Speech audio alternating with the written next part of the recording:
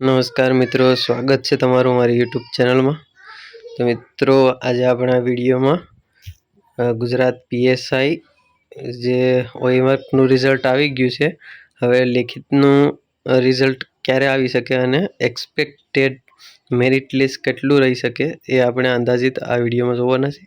Video શરૂ કરતાં પહેલાં ચેનલ પર નવા હો તો ચેનલને સબસ્ક્રાઈબ કરી દેજો, જેથી કરીને આવનારા તમામ નવા વિડીયોનું નોટિફિકેશન તમને મળતા રહે। તો પરીક્ષાનું પરિણામ ક્યારે આવી શકે લેખિતનું, તો એ આપણે અંદાજિત અહીંયા તમે જોઈ શકો છો। એક પીડીએફ બનાવેલી છે, જેમાં આપણું ઓઈમાર્કનું તો આવી ગયું છે રિઝલ્ટ। હવે લેખિતનું બાકી છે, તો એ કદાચ જૂન મહિનાના એન્ડ સુધીમાં અથવા એના પ્રથમ અઠવાડિયામાં તો ન આવી શકે, પણ એન્ડમાં આવી શકે જૂનના।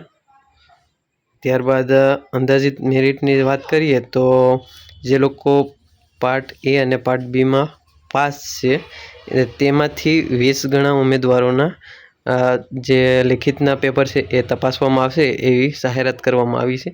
તો કુલ 300 ગુણનું પેપર થાય છે, એમાંથી કુલ કટઅપ કેટલું રહી શકે તે આપણે અહીંયા કાસ્ટ પ્રમાણે એટલે કે કેટેગરી પ્રમાણે અંદાજિત કટઅપ આપેલું છે, જોઈ શકો છો।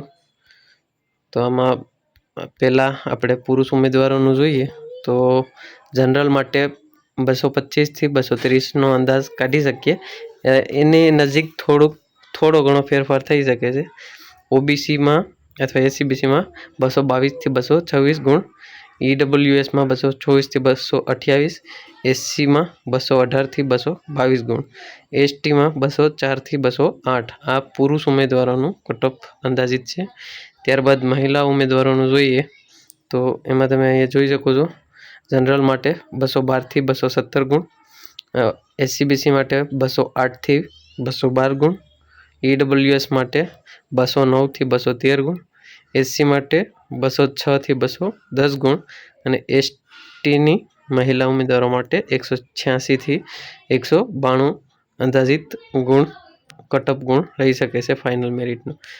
તો આમાં થોડો ઘણો ફેરફાર થઈ શકે છે, જ્યારે ફાઇનલ તો ત્યારે જ ખબર પડશે જ્યારે બોર્ડની વેબસાઇટ ઉપર જાહેર થશે, અને ત્યારે આપણે ફરીથી વિડીયો બનાવશું। ત્યાં સુધી ચેનલને સબસ્ક્રાઈબ કરી દેજો, એટલે જ્યારે પણ ફાઇનલ મેરિટ આવે ત્યારે આપણે વિડીયો બનાવશું, એટલે દરેક વિડીયોનું નોટિફિકેશન તમને મળતા રહે।